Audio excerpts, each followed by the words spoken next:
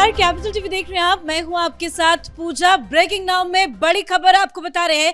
पश्चिम बंगाल में बीजेपी की प्रचंड जीत के बाद अब सरकार गठन का रास्ता साफ हो गया है। चुनाव आयोग ने गवर्नर को नोटिफिकेशन जारी कर दिया है, लेकिन ममता बनर्जी जो जिद पे अड़ी हुई है, उन्होंने अभी तक अपना इस्तीफा नहीं दिया है। वो कह रही है कि हम हारे नहीं है, हमें हराया गया है और इस्तीफे का कोई सवाल नहीं है। लेकिन बड़ी जानकारी ये सामने आ रही है कि अब ममता बनर्जी के खिलाफ बड़ा एक्शन लिया जा सकता है। राज्यपाल ममता सरकार को बर्खास्त करने की तैयारी में है। तो क्या कुछ चल रहा है पश्चिम बंगाल में, आपको बताएंगे। मेरे साथ जुड़े हुए हैं कैपिटल टीवी के editor in chief doctor Manish Kumar. Sir, ये तो ममता बनर्जी की जिद है, वो इस्तीफा नहीं दे रही है, लेकिन उनकी इस जिद के खिलाफ क्या बड़ा एक्शन लिया जा सकता है? देखिए, इतिहास में पहली बार ममता बनर्जी ऐसी मुख्यमंत्री होंगी जो चुनाव हारने के बाद भी बच्चे की तरह है कि मैं ये खिलौना नहीं दूंगी। अरे आपका क्या, इसके ऊपर कोई देश में कानून नहीं है, संविधान नहीं है। दो तीन चीजें समझिए। जो अभी जो खबर आ रही है कि इलेक्शन कमीशन ने नोटिफिकेशन जारी करके गवर्नर को बता दिया है कि ये रिजल्ट आ गए, इतने लोग सर्टिफाइड हमारे एमएलए हैं, अब आप इसके ऊपर कोई एक्शन ले लीजिए जो आपको करना है। गवर्नर इमीडिएटली वो बर्खास्त कर देंगे ममता बनर्जी सरकार को। और जब तक ये खबर, आज शाम तक इसकी पुष्टि हो जाएगी कि गवर्नर ने ममता सरकार को बर्खास्त कर दिया और 3 दिनों के लिए वहां राष्ट्रपति शासन लगेगा। मतलब ये कि गवर्नर साहब उनकी कुर्सी को, ममता बनर्जी को मुख्यमंत्री के घर और दफ्तर से घसीट के बाहर का रास्ता दिखाएंगे। और उसके बाद 3 दिनों तक, जब तक शपथ नहीं होता तब तक वहां राष्ट्रपति शासन लागू रहेगा। और सबसे बड़ी चीज, इसका लीगल पहलू देखिए, ये क्या कर रही है ममता बनर्जी, और ये कौन लोग हैं जो संविधान को पॉकेट में लेकर के चलते थे? कहां गायब हो गया संविधान? आप इस्तीफा नहीं दोगे तो क्या हो जाएगा? हमारा संविधान ये कहता है कि ये जो कोई नई सरकार आएगी, their tenure is maximum of 5 years। 5 साल के लिए ही सरकार चुनी जाती है और 5 साल बीत जाने के बाद क्या होगा? उसके बाद और डिसॉल्व हो जाएगा। 7 तारीख तक ये सरकार का 5वां साल पूरा हो रहा है। 7 मई, मतलब कल तक आपका जितना ड्रामा है, अब जो कहना है इस्तीफा नहीं दूंगी, ये नहीं करूंगी, 7 तारीख को संविधान के मुताबिक वैसे ही आप डिसॉल्व हो जाओगे। मतलब आप ये समझिए कि आपको बेइज्जत भी होना है, लज्जित भी होना है, लेकिन आपको अपनी हेकड़ी जो है वो नहीं छोड़नी है कि मैं लोक भवन जाकर के गवर्नर के सामने मैं इस्तीफा नहीं दूंगी। ये डिल्यूजनल, ये सिजोफ्रेनिया जो ममता बनर्जी को हो गया है कि मैं अभी नहीं हारी हूं, जैसे राहुल गांधी को हो गया था कि 2024 के चुनाव में 99 सीट ला करके वो खुशी मना रहे थे, हम जीत गए। अरे भाई, प्रधानमंत्री मोदी वो 240 लेकर के वो शपथ लेने जा रहे हैं और आप हारने के बाद, तो ये डिल्यूजनल लोग हैं। ये संविधान करते हैं। इनका ही एक सहयोगी है केजरीवाल, वो तो और भी बने बिल्कुल गिरा हुआ व्यक्ति निकला कि वो जेल चला गया, बोला मैं इस्तीफा नहीं दूंगा। भाई, किसी को इस्तीफा देने का मन ही नहीं करता है। कहने का मतलब ये है कि ये जो लीगल पहलू इसका जो है वो बहुत ही ज़्यादा जो है वो क्लियर है। ममता बनर्जी इस्तीफा दें ना दें उससे कोई फर्क नहीं पड़ता। आप अपना इस्तीफा जो है आप अपने पास रखिए। बाकी काम इलेक्शन कमीशन ने कर दिया है, नोटिफिकेशन जारी कर दिया है और गवर्नर के यहाँ से कभी भी इस विधानसभा को और इस सरकार को डिसॉल्व करने का आदेश आ सकता है। क्योंकि सरकार गठन की तैयारियां भी तेजी से शुरू हो चुकी है। आज बीजेपी के नवनिर्वाचित विधायकों की एक बहुत बड़ी मीटिंग बताई जा रही है होनी है। उसके बाद 8 तारीख को विधायक दल का नेता चुन लिया जाएगा। 9 तारीख को शपथ का कार्यक्रम होना है। किस तरह से सरकार गठन को लेकर बीजेपी अपनी रणनीति के साथ आगे बढ़ रही है और सीएम को लेकर किस तरह से दिल्ली में आज एक बड़ी मीटिंग बताई जा रही है, वहां पर क्या कुछ मंथन होगा? देखिए, न सिर्फ सीएम मंत्रालय का प्रारूप क्या होगा, क्या आपके पास एजेंडा होगा, वैसे मैं आपको बता दूं कि सरकार की तरफ से ये बार बार कहा जा रहा है, जो डिस्टर्बिंग खबरें आ रही है बंगाल से, जो इमीडिएटली अमित शाह ने बिल्कुल मोर्चा संभाल लिया है। मैं आपको एक कहानी सुनाऊं, आप दंग रह जाएंगे।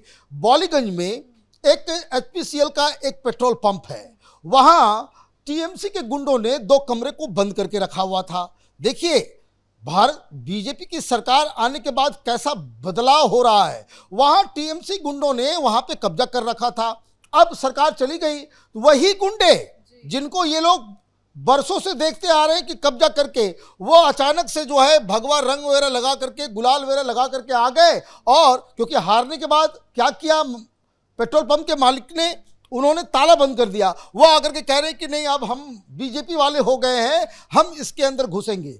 और उसकी जो मालकिन है शी केम आउट और उन्होंने जो कहानी बताई, उन्होंने कहा कि हम लोग तो डर गए, हम लोगों को लगा कि कहीं ऐसा तो नहीं कि पहले कम्युनिस्ट ने लूटा, फिर वो चले गए, वो लोग फिर टीएमसी वालों ने लूटा और अब बीजेपी वाले आ गए, वो भगवा रंग वगैरह लगा करके, गुलाल लगा करके वो कह रहे हैं कि ये।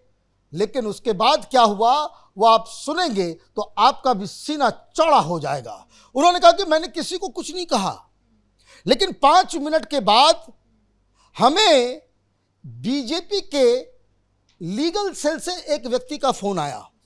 उन्होंने कहा कि आपके यहाँ कुछ गड़बड़ियाँ चल रही हैं, वो हम देख रहे हैं, हमारे पास ये जानकारी आ गई। सो madam please don't lose your patience, आप बस वहीं पर रहिए, अभी अब कार्रवाई होगी।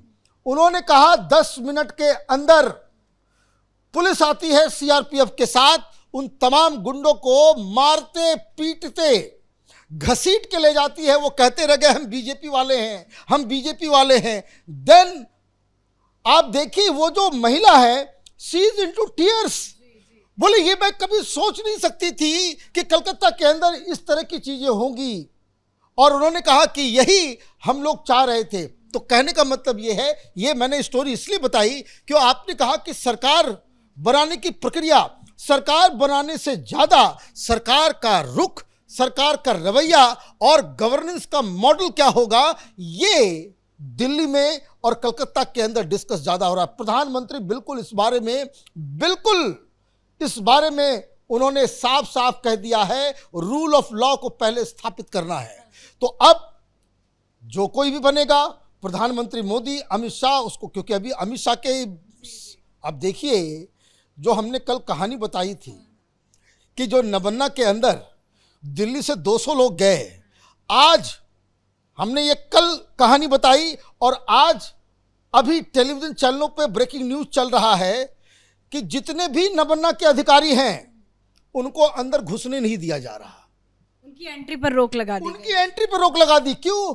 अंदर तो कुछ और लोग घुसे हुए हैं जो खंगाल रहे हैं सारी फाइलों को, और ये सब दिल्ली से गए हुए हैं, उनको कोई लेना देना नहीं है किसी चीज से। उनके पास साफ टास्क दिया गया है, read the find the loop holes and file a case, सीधा। और इसीलिए खलबली और बौखलाहट चारों तरफ है। तो 2 चीजें, एक रूल ऑफ लॉ, भ्रष्टाचार के खिलाफ काम, ये भारतीय जनता पार्टी के गवर्नेंस का मॉडल होगा। और रही बात जो आप सवाल पूछी थी, मैं बार बार, इतनी सारी खबरें आ रही है, मैं मेन सवाल पर नहीं जा रहा, लेकिन जो जानकारी आ रही है, शिवेंदु अधिकारी का नाम इज ऑलमोस्ट फाइनल। प्रधानमंत्री मोदी की सिर्फ मुहर लगनी है। लेकिन लगता है कि अभी तो वो सीएम नहीं बने हैं, मुहर नहीं लगा है, लेकिन उसके पहले ही ऑपोजिशन में जो है वो काफी डर और दहशत का माहौल है, क्योंकि शिवेंदु के नाम से अब विपक्ष के जो एक नेता है वो कह रहे हैं कि नहीं, आपने महिला को हराया है, अगर आपको लग रहा है कि बहुत बड़ी जीत है तो ममता के सामने एक महिला को आप पश्चिम बंगाल में मुख्यमंत्री का चेहरा बनाइए। महिला आरक्षण बिल की बात हो रही है कि आप बहुत महिला आरक्षण बिल के समर्थन में थे, तो महिला के सामने किसी महिला को खड़ा कीजिए। एक प्रेशर दिखाने की कोशिश की जा रही है कि कोई महिला को पश्चिम बंगाल की कमान दी जानी चाहिए। देखिए महिला वाली बात बिल्कुल सही है, इसमें कोई डाउट नहीं है, लेकिन Bengal is a unique case. Bengal पिछले 50 सालों से एक सड़ांध में फंसा हुआ है।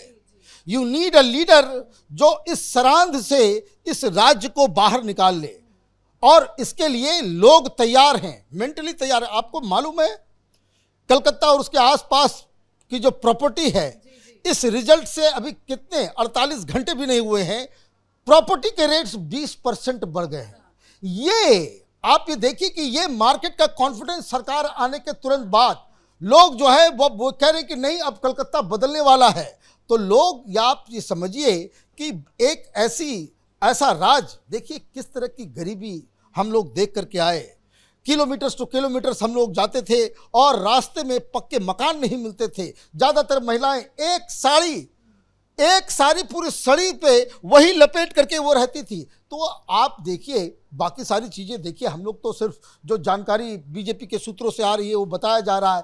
फाइनल मुहर प्रधानमंत्री मोदी ही लगाएंगे और उनके पास बंगाल को, मैं आपको बता दूं, प्रधानमंत्री मोदी जब राजनीति में नहीं थे तो वो कलकत्ता में कई साल वो वहाँ पे रहे हैं और हिंदुत्व का ये वो केंद्र है।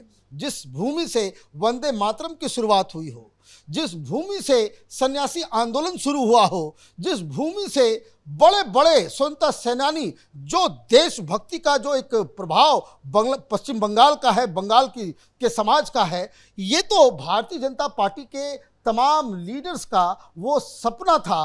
क्योंकि श्यामा प्रसाद मुखर्जी भी वहीं से आए। तो प्रधानमंत्री मोदी के पास बंगाल के लिए एक बहुत बड़ी योजना है एंड आई एम श्योर प्रधानमंत्री जो फैसला लेंगे वो गवर्नेंस को ध्यान में रखते हुए फैसला लेंगे। धन्यवाद सर समझाने के लिए। और पीएम मोदी ने अगर बंगाल की जनता को भरोसा दिलाया है तो उसे पूरा भी जरूर करेंगे। किस तरह से सरकार को आगे चलाना है, क्या रणनीति है, वो सब कुछ तैयार है और सरकार गठन की प्रक्रिया भी तेजी से जारी हो गई है। हालांकि ममता बनर्जी अपने जिद पे अड़ी है कि वो इस्तीफा नहीं देंगी, लेकिन अब उनके सरकार को बर्खास्त करने की तैयारी भी राज्यपाल की तरफ से कर दी गई है। चुनाव आयोग ने नोटिफिकेशन भी गवर्नर को भेज दिया है। तो देखते रहिए कैपिटल टीवी, आगे भी आपको अपडेट बताते रहेंगे। नमस्कार।